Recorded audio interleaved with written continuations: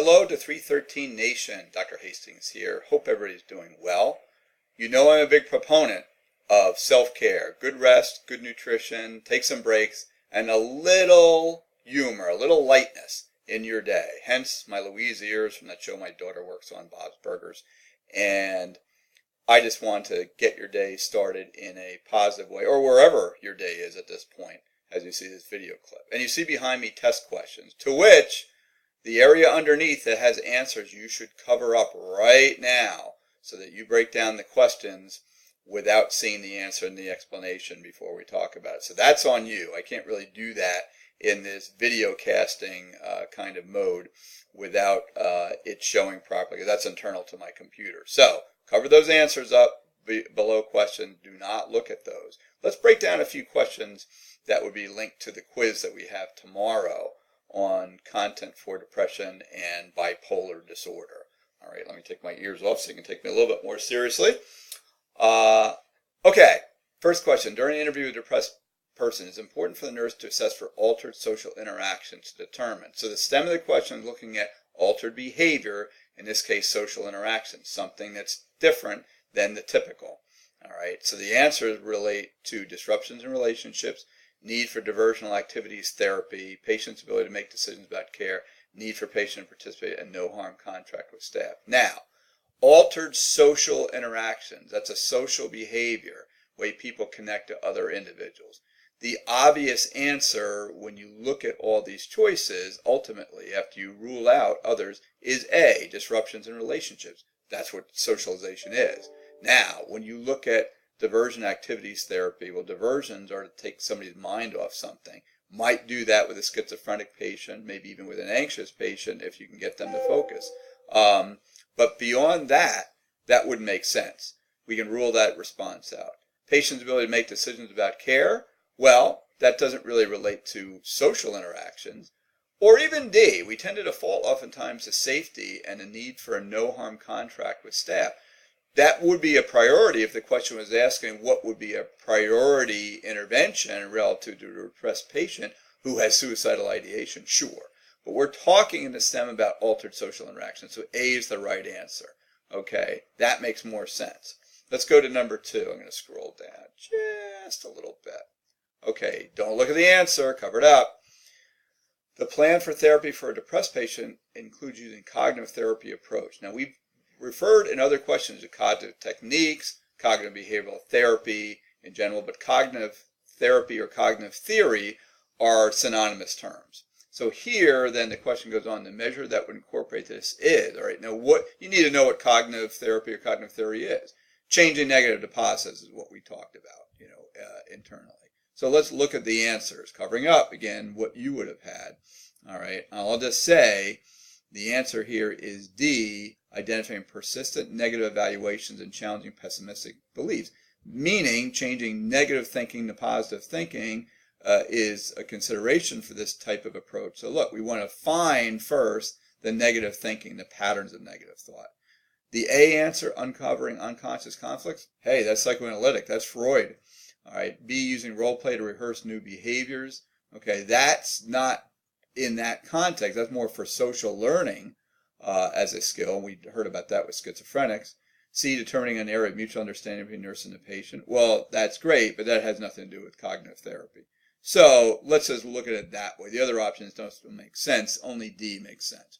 All right, one more question for depression, 3.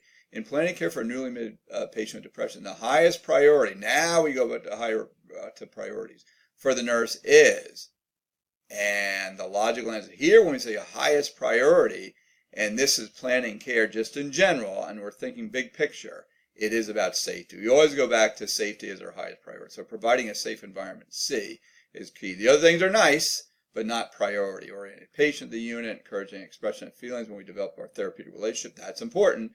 And meeting the patient at an appropriate, effective level, meaning try to be congruent with their mood. Act concerned for a sad person, for somebody who's very anxious, talk calmly and softly, things like that. But that's not going to fit that STEM, the high priority in general. Okay, so those are some depression questions. Let's go into bipolar. Same thing here. Cover your answers. I just need to unearth these. Okay, 4. Which symptoms related to disordered communication that happens with a bipolar patient you would have read about is a nurse most likely to assess in a patient as having a manic episode? So from these choices, you need to know what they are, and really these were covered in reading way back within the first couple of chapters relative to these clinical terms about certain manifestations, and we think about these more in the context of thought process from our clinical packet. All right, which one is disordered in particular relative to a bipolar patient? Now, you had content in schizophrenia, so you know you've heard these primarily connected to that kind of problem. But the B answer, flight of ideas, where people have disconnected thoughts jumping from topic to topic, that's the one that's consistent with mania. Somebody has had a highly energized and, let's just say, internally chaotic, disordered thought process type of modality. So B, you can really rule out the other ones. The others are more associated with schizophrenia and psychosis. All right, 5, a principle of great value when interacting with a patient experiencing a manic episode is, so that here we're thinking, again, characterizing some type of intervention style that we would use, okay? And one of the things that we know about bipolar patients, okay, that are consistent here, I'm going to sort of go from last to first. Encourage joking. A manic patient may be taking things literally. Okay, so encourage joking. They might not get the joke, and they might not understand. It might be upsetting.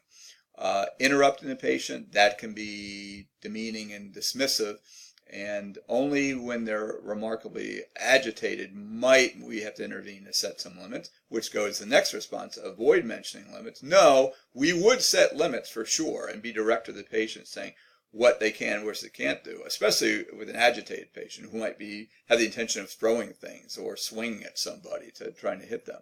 So there we would. But look, in all this, when a patient is manic and all over the place, high volume, loud and rapid speech pattern, you need to be the opposite, a calm, matter-of-fact approach. So A answer is the right one there. All right, with 6 coming up, make sure to cover your answer.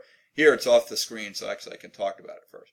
6, a patient with a bipolar 1 disorder is noted to be laughing and giddy 1 minute, and within seconds and angry and sarcastic. The assessment that the nurse should make is the patient's mood is. So the definition of mood shifting, okay, from different styles. And sometimes with bipolar, we tend to think somebody who's sad and then goes to highly energetic and disorganized. Understood, that sometimes could be the bipolar picture, but it's definitely just about shifting moods in general, and people can go from being bright and positive to angry or irritable. That's another pattern with a bipolar continuum. So by definition, what this is, it's about mood lability or labile mood. Okay, so D, by definition, is the only one that really makes sense. So hence, let me bring that up to the answer. Okay. All right, so look, these are the types of questions that you might see that are characterizing definition of what these disorders between depression and bipolar disorder are, let alone what is the best or priority approach addressing a patient in a certain type of mood state, okay, and within the context of how we intervene, what is the appropriate strategy or style that the nurse needs to use when engaging the patient. So I hope this is helpful, and I appreciate your attention. We'll see you in class.